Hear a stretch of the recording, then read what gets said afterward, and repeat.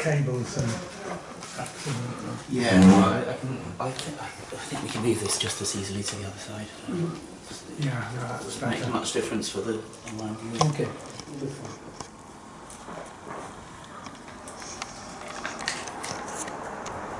Yes, it's easy to forget about cables when you're talking.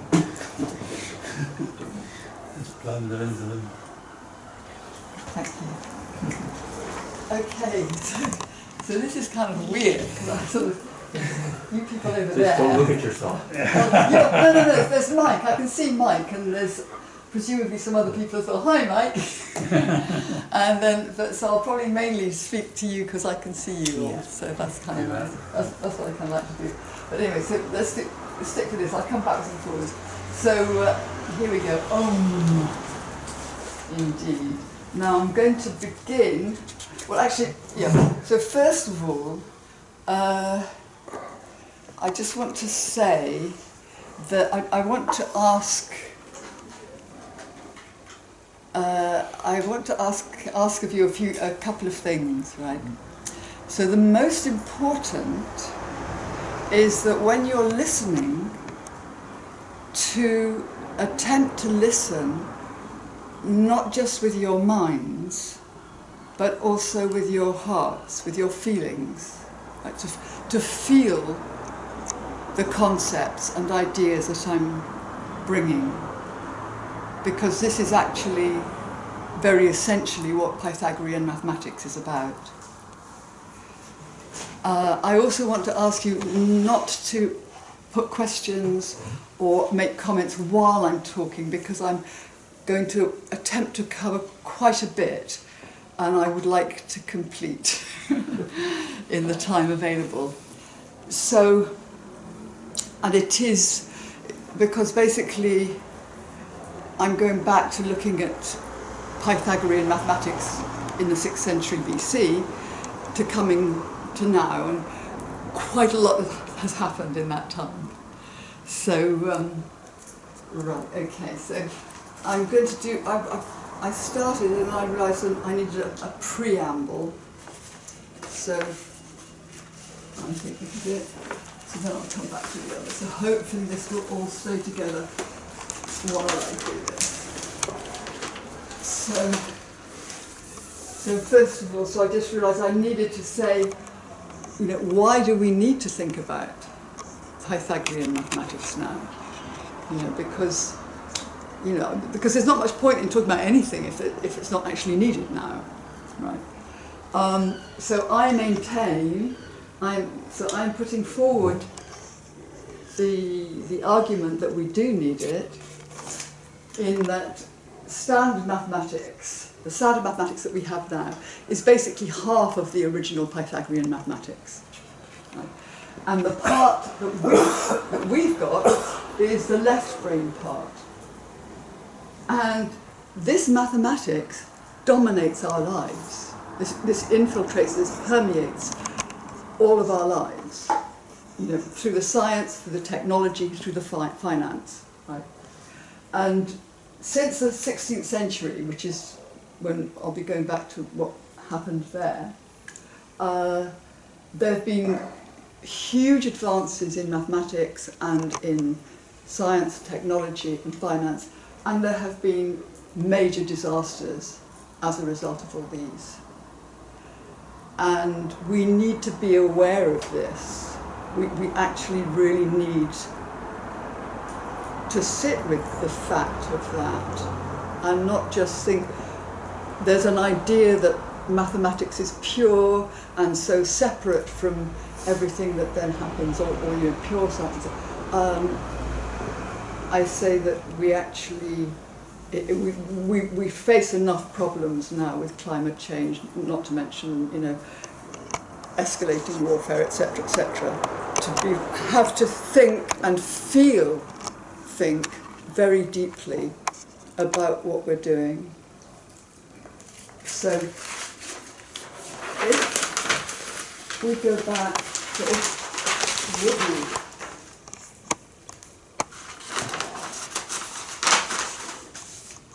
so I do like to think, I do see advantages in PowerPoint, but anyway. So 6th century BC, I've missed out BC, 6th century BC Pythagorean mathematics includes both our standard mathematics now and the complement. Right? So we have predominantly quantitative mathematics, mainly from visual measure, well, the quantitative is from visual measure, and it's mainly abstract, technical. So this was obviously, we've seen that, the Copenhagen interpretation, which was, let's not have an interpretation, let's just call it maths, So that's that idea. The complement of the quantitative is the qualitative, which in 6th century BC, Pythagorean mathematics was mainly the qualities of the numbers, of the integers, but there was that idea. The music was also very important. We tend to anybody who, of course those of you who haven't heard of Pythagoras, but if they have, they think of the Pythagorean theorem and geometry. It's often forgotten that he was the one who brought the knowledge of the octave into European mathematics. And I need to say as well that I'm looking at this story that I'm telling from Pythagoras to now is of European mathematics. Right? So there is obviously lots of other mathematics. So for example, this, how do I come to see, I don't know how to, some of you know, I'm wearing a high med t-shirt which is showing the binomial expansion in Chinese, which was known in China some thousands of years BC, right? Well, in Europe it was when Fibonacci came, etc., etc. So clearly there's different mathematics. There's a lot of different mathematics around the world. The reason I'm telling this story as an important story is because it is the root of our mathematics, of European mathematics, which became Western mathematics, which is now global mathematics. So that's why this story is important. Now, so as I said, so it's there, whereas standard mathematics is abstract and technical. The Pythagorean mathematics included that, but it was holistic and spiritual. And we'll come to what this means in a bit more detail when I go back to the one I made in my kitchen before. So that's it. Just the basics.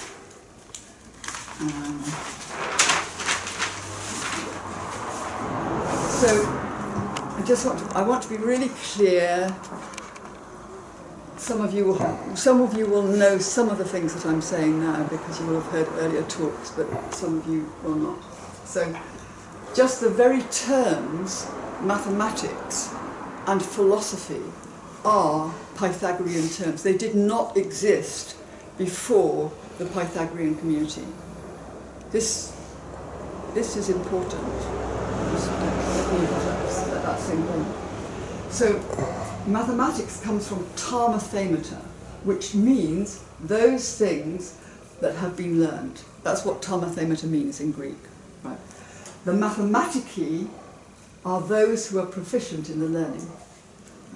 So we have the word mathematics from that proficiency.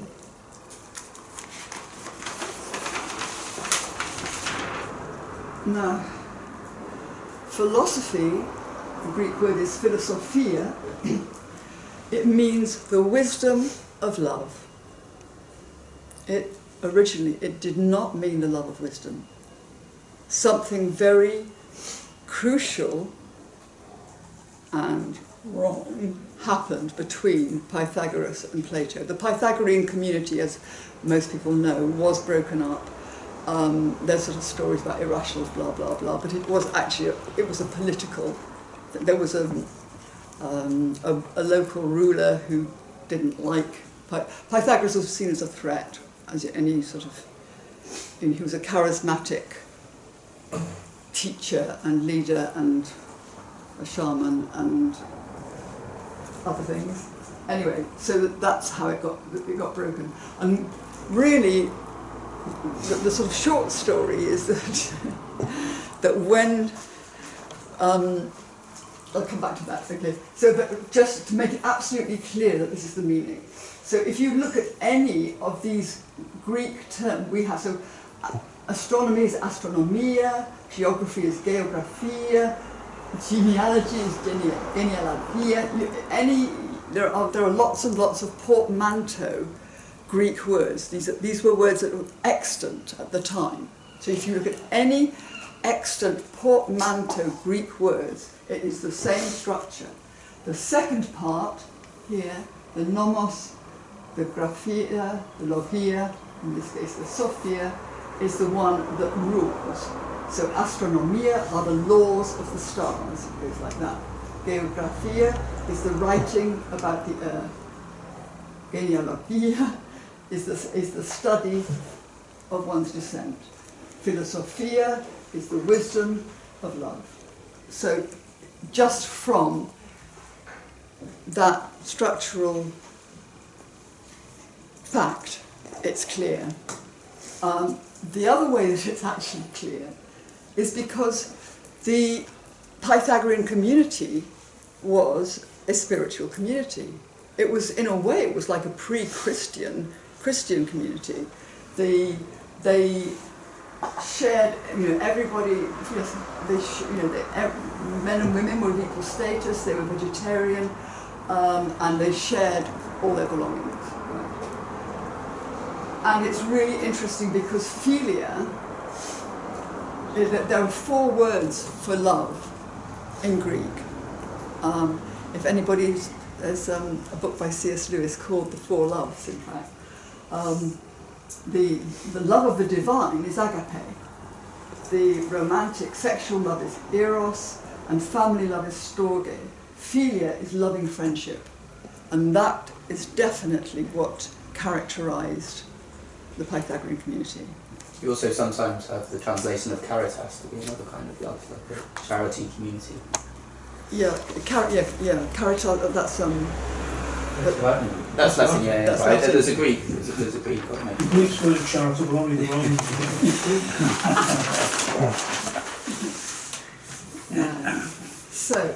So this was the way. So the Pythagorean community. So, it's like whenever we talk about, people talk about the Pythagorean school.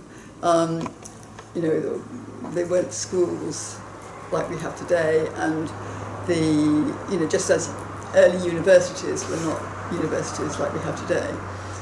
And universities today aren't like what they used to be in my day, but we needn't go there either. But what happened, the way things gathered around certain teachers, the Pythagorean community, there were the inner ones, the esoterici, who were the mathematici. And esoterikos just means inner in Greek. Well, in Greek now it means both. It means both inner and it means esoteric as we understand it, spiritual, mystical, etc. Because that was the nature of that inner group. They were either called the esoterici or they were called the mathematici. Now, if you wanted to join the community, you had to kind of come along and be one of the outer ones, one of the exoterici. And once you'd shown that you were suitable in some way, you were allowed to come in and listen.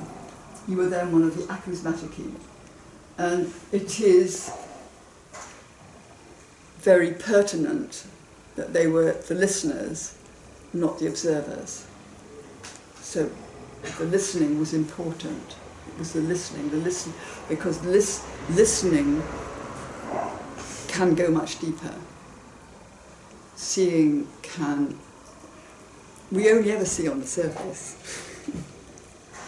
Now the inner circle involves psychological training and a certain kind of purification. It was an oral teaching. Where's that water?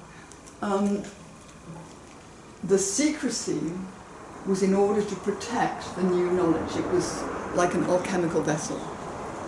And yeah, so because Pythagoras knew, and Theano, there was Pythagoras and his wife Theano, knew that this new knowledge, this what we think of as mathematics, was powerful. They knew that. And they knew that if it got out, people could use it in ways that might not be beneficial to the whole of society, of humanity. They could use it for personal gain, etc. And so, as I say, the short story is that the Pythagorean community was broken, and we've been living in the world of the sorcerer's apprentice ever since. But I won't just leave it like that. We'll look more detail into how this happened.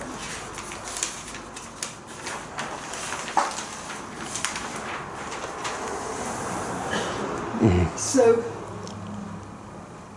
what's interesting as well, because, yeah, as I said, so Pythagoras travelled, everybody knows this, right? So a lot of the stuff came, he brought from, from Egypt, maybe also the Far East. Peter Kingsley is a very interesting academic mystic who talks about this. And so there is knowledge that basically was passed on. But there was the new knowledge that came through what's called incubation. And this is, it's a descent to the underworld. It's going into a different state of consciousness in order to receive teaching from the gods. Now, this is very similar to inspiration through dreams, of which we know Descartes, Einstein, Kekule, Lerville, Agassiz. These latter two. Who were these last two, Lerville and Agassiz? Lerville and Agassiz. They're scientists, and I meant to print it out because I don't remember. I was just looking up, so I knew the other ones. Yeah. But these came up, and they're very interesting. Oh, Percival Lowell, yeah, possibly. Maybe, yeah. I'm pronouncing it thinking it's German. Yeah. There are two. He dreamt on 2 nights, and this chap Agassiz dreamt on 3 different nights. And I think Lowell they were separated, and I think Agassiz they were actually 3 consecutive nights, where gradually something came through that he could interpret.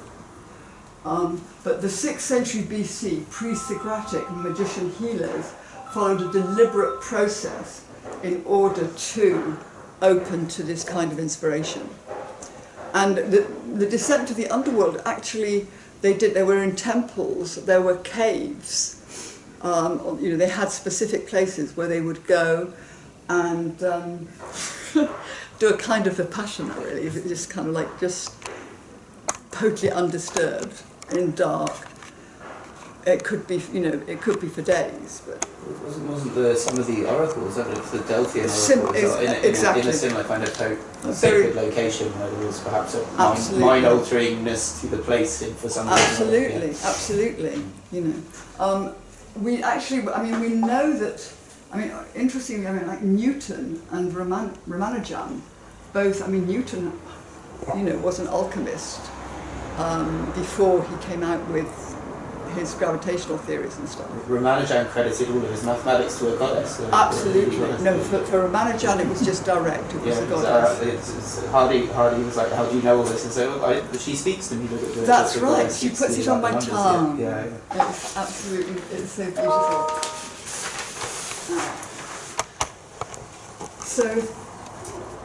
So through incubation, Pythagoras received knowings of the nature of number. And these, of course, these were whole numbers. At that time, up until the beginning of the 16th century, until 0 came into Europe, then number meant whole numbers. It started to shift already a bit, but basically it was. Now, if we go back, attempt to go back to that time, right? We're looking at that. There were actually in Europe there are lots of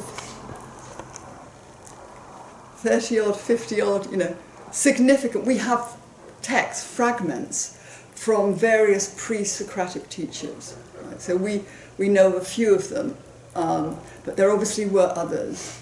Now, Peter Kingsley argues, and I think it just makes sense that they were. And there is textual information which validates that, which they were basically shamans and healers as well. And what we need to remember is that we're going back. You see, this is the pre-Socratics. We're talking about the beginnings of language. We're talking as well as the beginnings of number.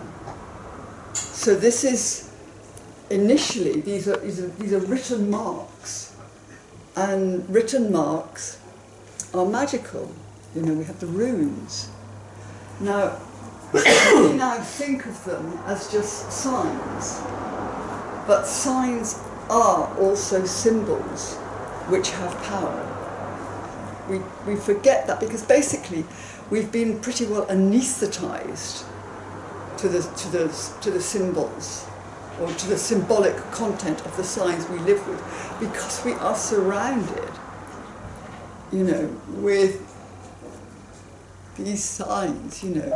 I think it's very possible that, well, obviously, there are people who are dyslexic, but also, whatever it is, dysnumeric as well.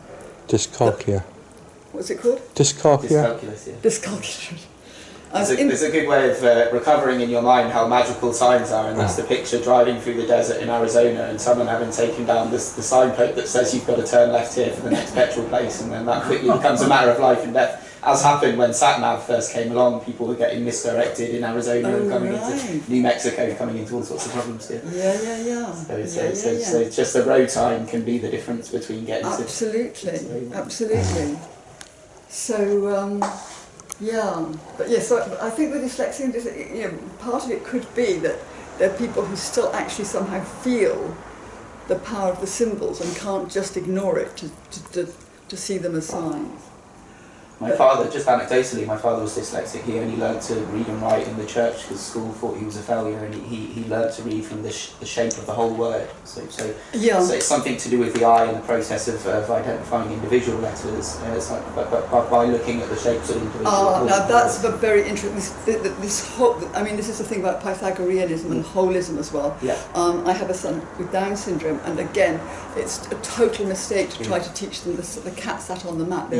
If you have a long, xylophone, and they can get it. Yeah. And also the way that we learn singing, we do not learn like Sound of Music, do, re, mi.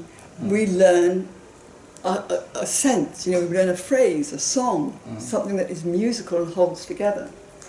Now, the thing is, so Pythagoras cognized number as a new kind of spirit being, ideational being. So before that, there was this, there was awareness of nature spirits and numinous divinities who, like in the Greek, this kind of like, there's Robert Graves is great on this, how they change, and obviously these days it's, they're Jungian interpretations of what divinities are. But nature spirits have managed to stay alive. Nature spirits definitely have stayed alive, but the knowledge of them has stayed alive. Mostly within communities that Western capitalism tries to destroy one way or another, but it has stayed alive. And now, instead of that, pharmaceutical companies send people out to try to find out what the shamans know about the nature spirits, and then try to take it away, and then they try to patent it and say it doesn't belong to you actually.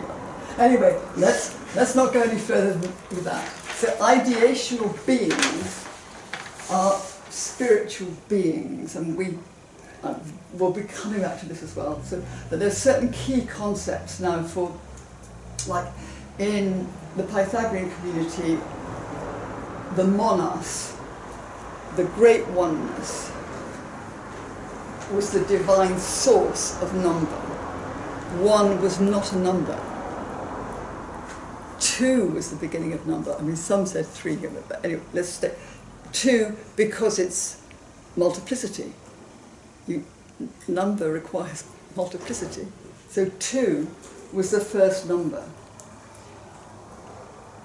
Monos manifests as number in the tetractys. So again, this is this beautiful symbol, and which is of the 4 levels, and deca was the triangle was a deca, was means 10, and it's 1 plus 2 plus 3 plus 4 plus 10. So there was this, I mean, there was lots of meaning within that, but we won't be going there now. So the other key concept that I want to, or word that I want to introduce is from that time, and that is the logos. Logos, like what I'm going to do is this is just from Liddell and Scott, classic Greek lexicon, and I'm just going to read them through slowly so that you can just feel these hugely different concepts which were contained in this word, because this word logos has reverberated through European history. So I'll just go through. So, word, thought,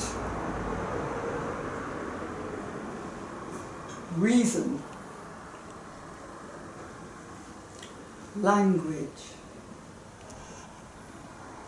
speech, story, narrative, relation, ratio, proportion, calculation.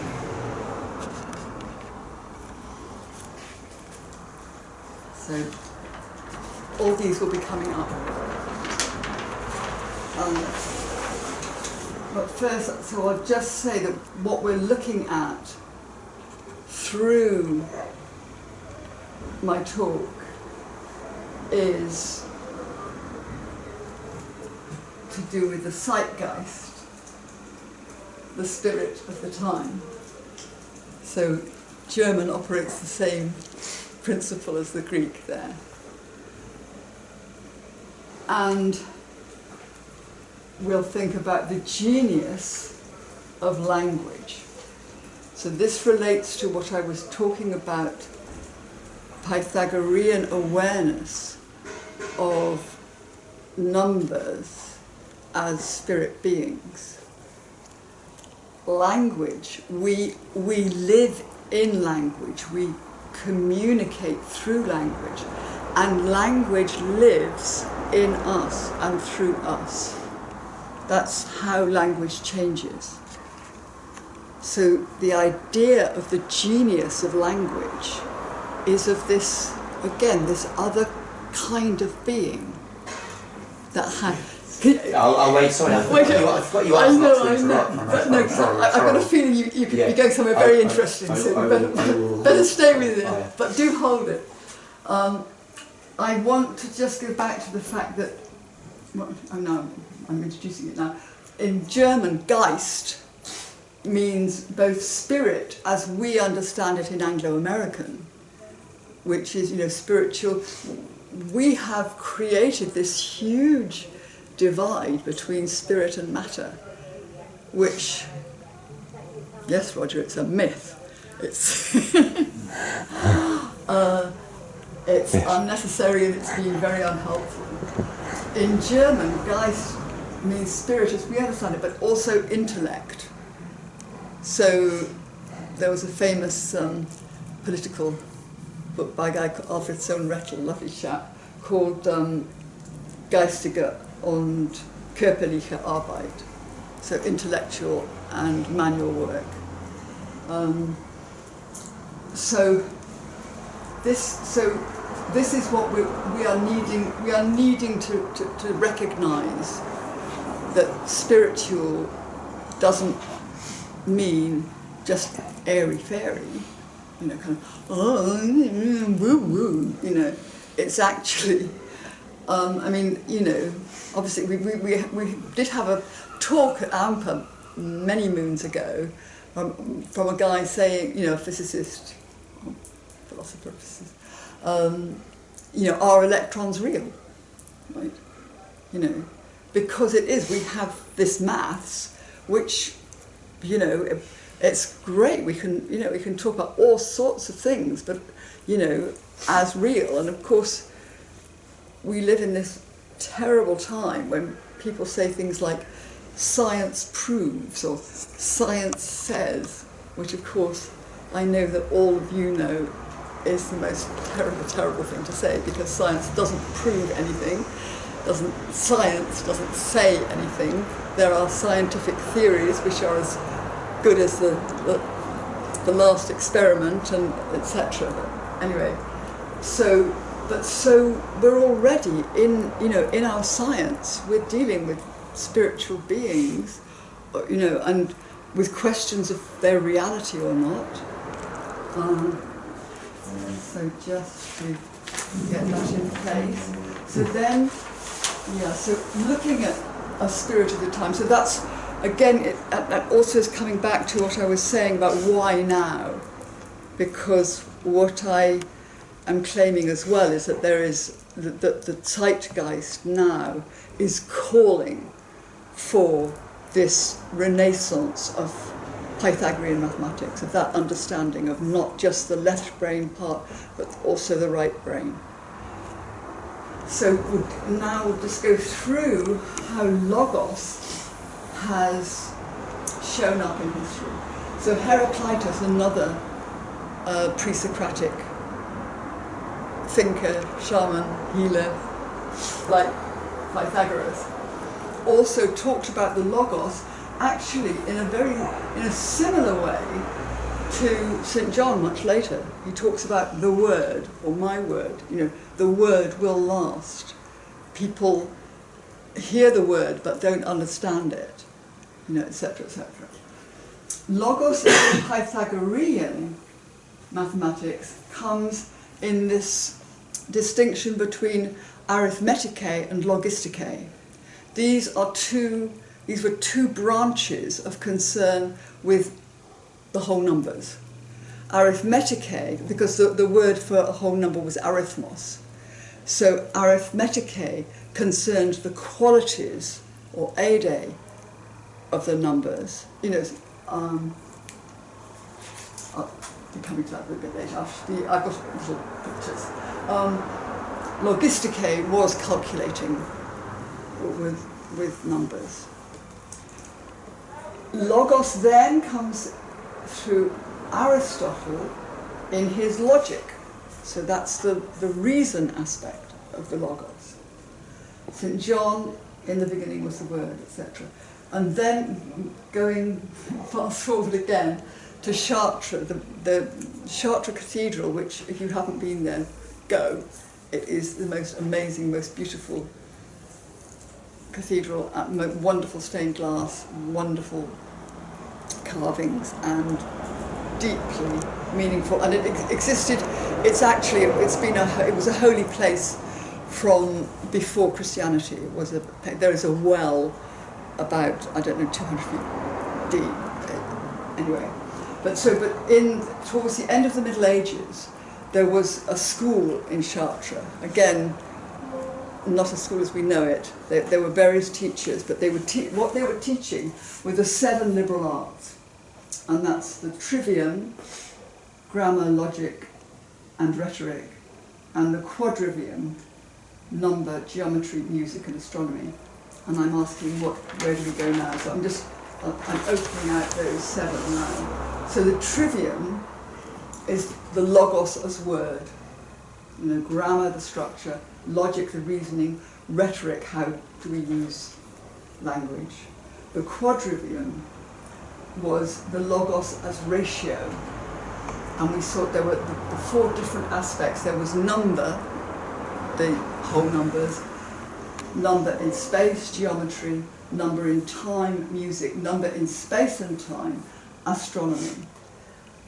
And they were all related to the human. It was again, like the Pythagorean community, it was a spiritual school. So these were the standard left brain approach to mathematics was taught, along with the complement, what is the meaning for us, etc. I want to remind people that all numbers are ratios of one, or relationships to oneness. There's a very nice mathematician up in St Andrews, one of the guys who's involved in it. You may know, they do this lovely website where you can look up any mathematician and they have this life and anyway. So I remember hearing him actually saying that. Yes, a normal mathematician agrees. Yes, but it is really. It's clear. You start sort of, so two-ness is relating to oneness. The opposites or complement. I won't go now because I want to keep moving. Now, so before zero came on the scene, through the Middle Ages, number all meant basically whole numbers. And then, so between Chartres and now, enter zero, stage left brain. It's not totally, but in the sense that it came in from trading. There were various mathematicians around sort of the end of the Middle Ages into the beginning of the 16th century. Various mathematicians who were saying, "Look, what's going on here? This doesn't make sense," etc., etc. Which was to do with the loss of, there was an ontology before in mathematics. And this just came, as I say, through trading. Fibonacci, we think of, Fibonacci numbers and these beautiful patterns and stuff, but the book that he wrote was called Liber Abaci, the book of the abacus. And it was through the abacus that it came. It came through in this very pragmatic way, zero came in. Before that, there were the Roman numerals, 1b x LCM, which made calculation really, really difficult. You had monks spending weeks trying to work out when the next date for Easter was. We now have this through zero coming in, at the same time the Hindu-Arabic numerals came in, because it was as a result of the Crusades. So in the Crusades, you have the elite of the time, the wealthy, the church and the nobles going out, spending huge amounts of their wealth in order to fight what they considered right, for what they considered right, and they lost power because they were just losing wealth. But alongside, there were these huge trains of people, who had to go and get food for everybody, actually get to know people on the way. And it was through that they learned this other method. The abacus was what was used. And initially zero was just a place-saving symbol. But then it came into the decimal system we have now, thousands, hundreds, tens, units, and then this developed into obviously seeing number as a line. Now this is a whole new way of seeing it. Now,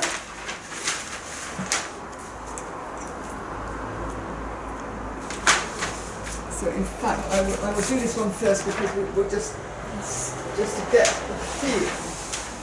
So when it was whole numbers, the integers, which means not broken, intact, they are indivisible and they are separate, they're distinct. And then you can see how some qualitative meanings could be attached to the shapes that they make, etc. That was in arithmetic. Lines are potentially infinite, they're infinitely divisible, you can just put a point anywhere, and they cross, they intersect, there is incidence. Now this, seeing these two distinctions actually is really important for development of Pythagorean mathematics now, because in projective geometry, which was the sister to Cartesian geometry, Desargues, who came up with Desargues' theorem, which is basically the first projective geometrical theorem in European mathematics. Well, there's a question about it. Anyway, so Desargues was a friend of Descartes, but obviously Cartesian geometry is the one that took off because of the visual measure. Projective geometry, in projective geometry, you don't have a given measure. You have just this idea of lines crossing, and it is a fascinating subject, and it is coming back in again now. I mean, this is again to do with this zeitgeist. Things have been changing and are changing, bringing this back. But so that there is, and so whole numbers come out in terms with incidence. There's another whole thing about curved lines, but we certainly won't go there at all. So I need to go back to this one now. So the thing was, there was a new numeral system. How am I doing for time, Peter? 12 minutes. I've only got 12 minutes left. Yeah. It's a new. It might take a couple of minutes extra because you were fiddling about at the beginning. Right. So yes, I just need to say, obviously, numerals are just the naming of numbers. So the new numeral system led to a new number concept, namely this number line. This then led to new kinds of number, negative numbers, irrational numbers, imaginary numbers, etc., etc. And new mathematical techniques and structures. So, Cartesian geometry, algebra, calculus, all this depended on this zero coming in and these Hindu-Arabic numerals.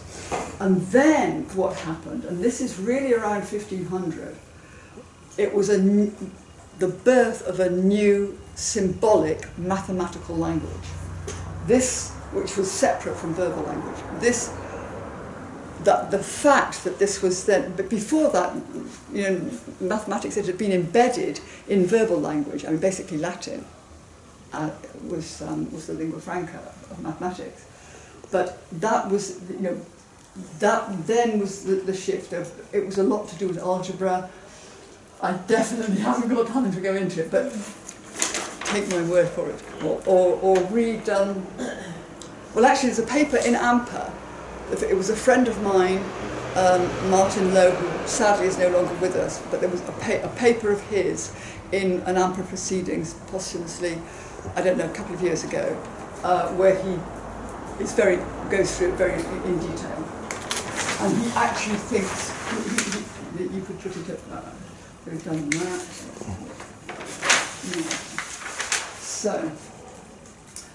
So from the 16th century, with this new mathematical language, it was also a new science based on quantitative mathematical description with all this wonderful structures, etc. This came out of, obviously, but Galileo, when he made the distinction between primary and secondary qualities, thought that he was getting away from sensory experience. This was so pure that the real thing, the pure thing, is the primary qualities, which are quantitative number.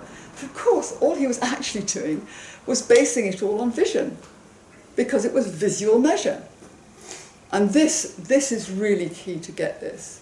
And this is the importance of music, and why I have a mission to begin teaching mathematics through music as well. Because it's the listening, and the listening going deeper, and the listening being to do with cooperation. Whereas the visual, you know, if everybody's on their own separate screen, or, you know, in my day when you had to do your geometry and you weren't look at anybody else, it's all, you know, individualist. Again, you know, the quantitative, the measure, it's all fine, it's all good in its way, but it's been imbalanced. Now, and the thing about it is also then, this new science, the motivation was control of nature. And this, you know, obviously we know Francis Bacon, you know, knowledge is power, etc. And there were really good intentions. I mean, Bacon, each step, there have been all these idealists saying, oh, well, this is going to make such a difference, you know, because this, you know, it's going to save the world, there's going to be no more poor people. But of course, it's not, we see it's not true, and we see that what happens is that the knowledge stays with the elite, and the elite don't give a monkeys, and so it doesn't help at all. But anyway, so, anyway, I'm going to go there. Control of nature. But so what this is as well is the world of I, it. And this is from Martin Buber. Martin Buber, who wrote a book called I and Thou. He wrote a number of books, but that was his seminal book. So basically, the world of I, it is the third person world. So it's when, you know, we mostly go around, you know, and especially now people go around with their headsets and they're listening to this, and everything is it. You know, I mean, they're not seeing anybody or anything, they're not relating because they're just listening to this, you know, so they're just walking through lots of it. You know, it's all da-da-da. The world, so the world of I, it, is the desire and motive to know an object. Because that's it. So when children come out, they just once you get words, people can block off, and most people are blocked off anyway because, you know, I've got a whole load of books. Oh, I know it's a library. You don't need to look at anything. You know, I've got it. Library. All right. Oh, there's trees. Yeah. Don't need to look. I know what that is. You know. So that's the thing about thinking out of the box is this language box, which is this third person. The I, thou is the desire, the motive to come to know another being.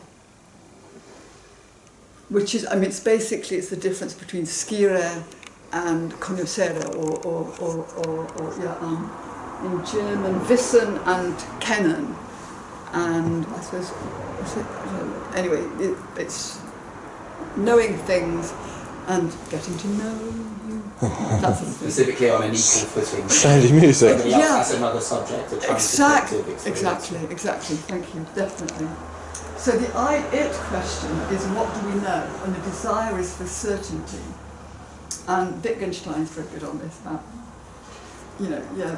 I think it was possibly to do, you know, is it like either to do with, you know, Principia Mathematica or whatever, you know, the idea of it, and say, you know, I think the uncertainty is really in another place. You know, it's not they're trying to prove something certain, but they've actually not. Anyway, so what that goes like leads to epistemology, so a concern with, you know, what do we know for sure, and it also leads to causality. I mean, I think leads to. I mean, make those become key areas, key concerns.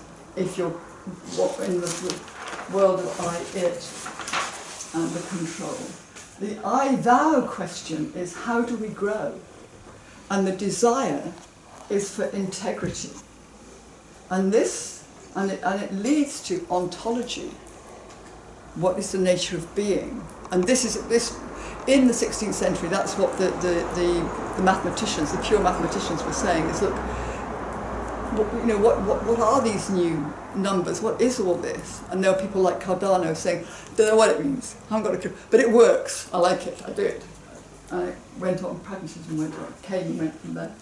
The I-thou, so I-it, and also teleology.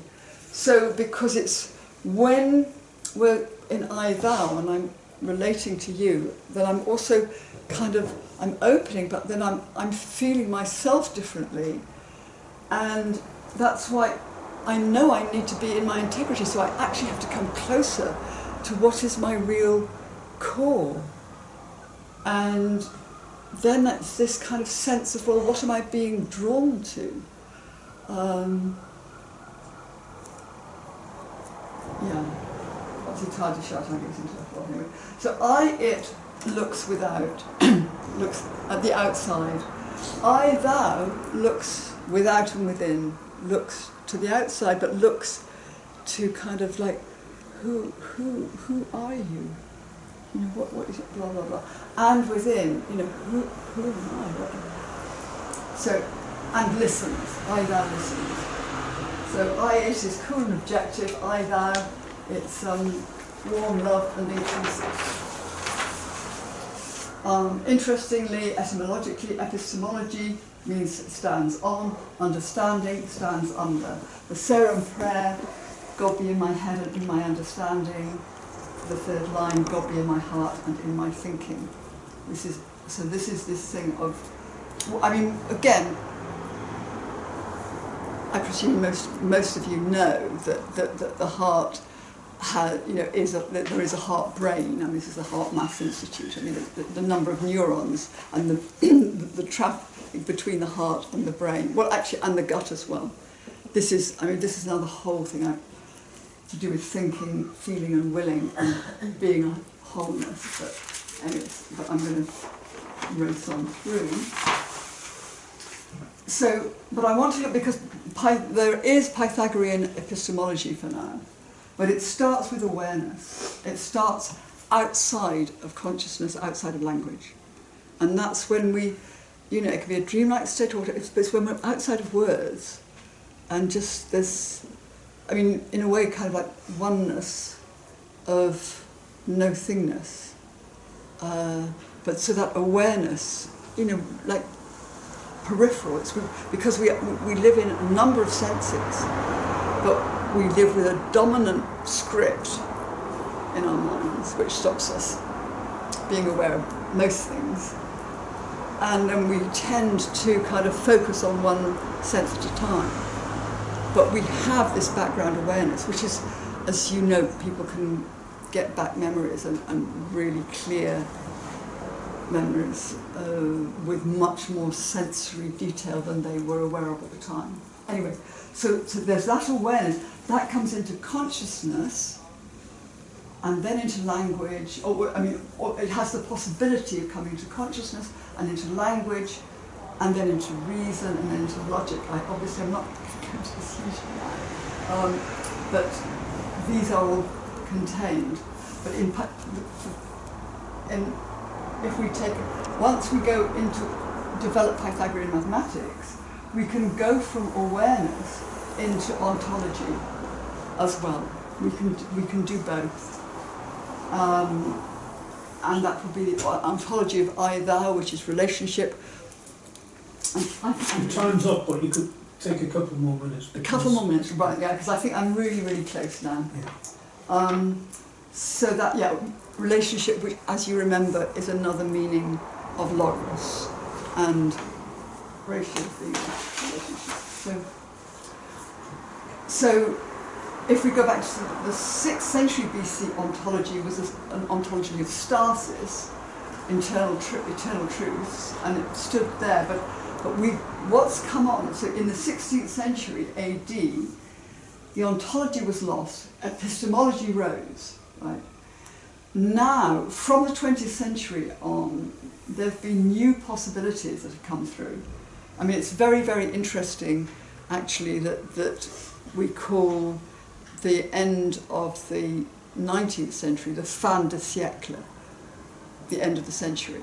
There have of course been lots of ends of centuries, but the fin de siècle end of the 19th century was huge in terms of cultural change. Right. It's an interesting question to wonder when that will start to refer to this, you know, when... Well, now we're living in the fin de millennium. We've now moved into the 3rd millennium, but this is another whole interesting thing because I'm interested in arithmology, but we can look at that as well. But yeah. So there are new possibilities, obviously. So, you know, like topology, chaos theory, fractals, or things that came outside of that straightforward quantitative mathematics. I mean, lots of other things as well. And in logic as well, starting to develop more different logics and fuzzy logic, both and not.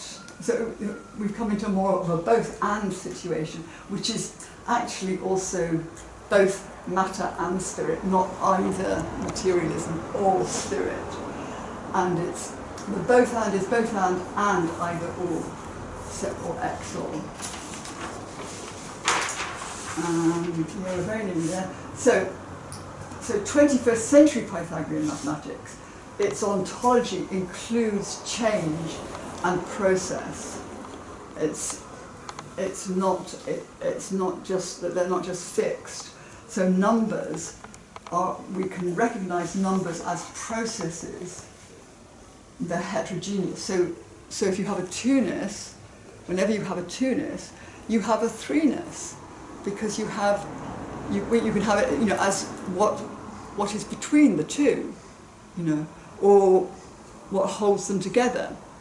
So each stage, so that I mean, that's just one stage. But also, you can have wholes within wholes. So those are like integral parts, not fractions. You see, fraction is broken.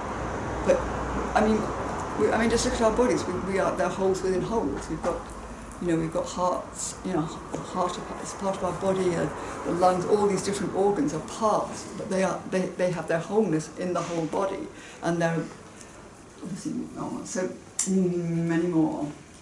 So this takes us to a mathematics of heterogeneous entities and heterogeneous processes, which we can go into together in integrity. All this I would have unpacked a bit more, but hey, Chronos calls. But anyway, so the key paradigm for 21st century Pythagorean mathematics is refining awareness. And in an ANPA about 7 or 8 years ago, I had this title came, Mathematics and Morality, Refining Awareness, Deepening Love. And at the time, I thought of them, when it came in, I was thinking of refining awareness as we need to refine our awareness. But I now think that, yes, there's that aspect, but what we need to see is that awareness, as we open awareness, it refines us. And it's similar when we go to deepen love, love deepens us. And so I conclude, as my youngest son would say when he was about 16, I rest my case. Thank you.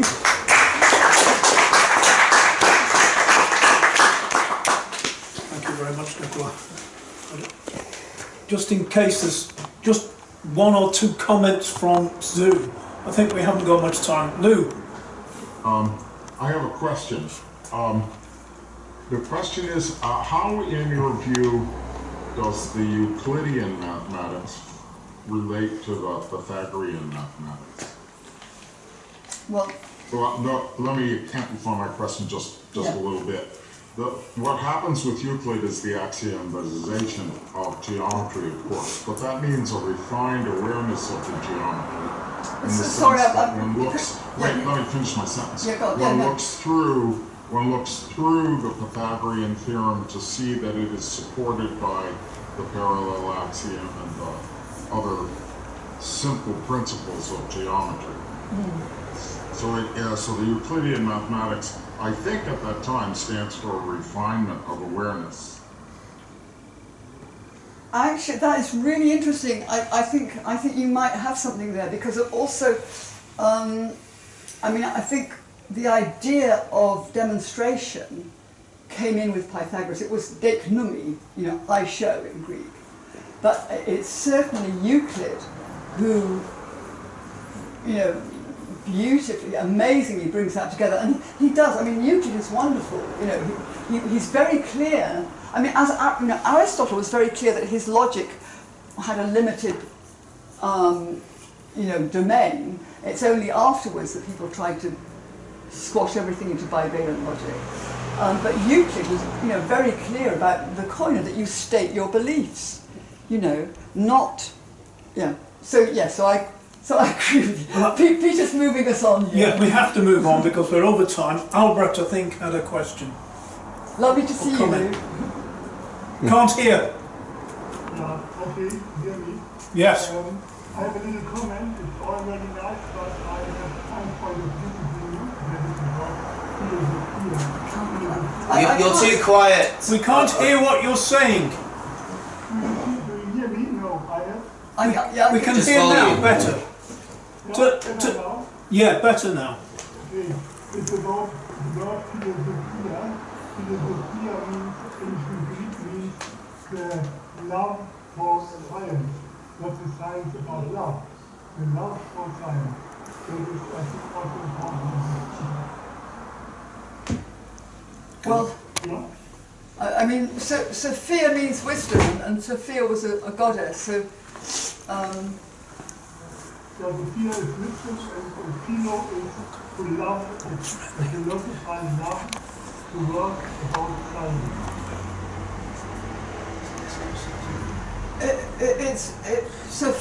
Philosophia is the wisdom of love, just as astronomia are the laws of the stars. You look at any Greek portmanteau words from that time, they all follow absolutely that structure. You never find a different structure. So you'll say your argument is it's a mistranslation, that it's the love of wisdom. We should, or we should see them as two sides of the same thing. Perhaps. Well, no, that somewhere. Yeah. I don't know where, but it might have been between Pythagoras and Plato. I'm not. There's a couple of Greek scholars I would, you know, who are historians of Greece as well, that I want to check this out when this happened, because it's definitely, you know, like I say, you just go through any Greek words, portmanteau words, extant, you know, at that time, they all follow that structure. So to switch it around and call it love of wisdom was... In the Buddhist teachings, there's no real separation between the wisdom and the love aspect, the sort of perfect accepting love, wholeness of unity. Well, yeah, I mean, yeah, if you go deeply in that, you know. Can I sort of suggest that we bring the discussion soon to a close because we've got an AGM. Yeah. If there's anybody got anything urgent to say, could they say it now as quickly and briefly as possible? No, because we can then continue the discussion informally afterwards. Yeah, sure. Okay, we'll thank everybody again who's spoken. And how are we going to organise this meeting?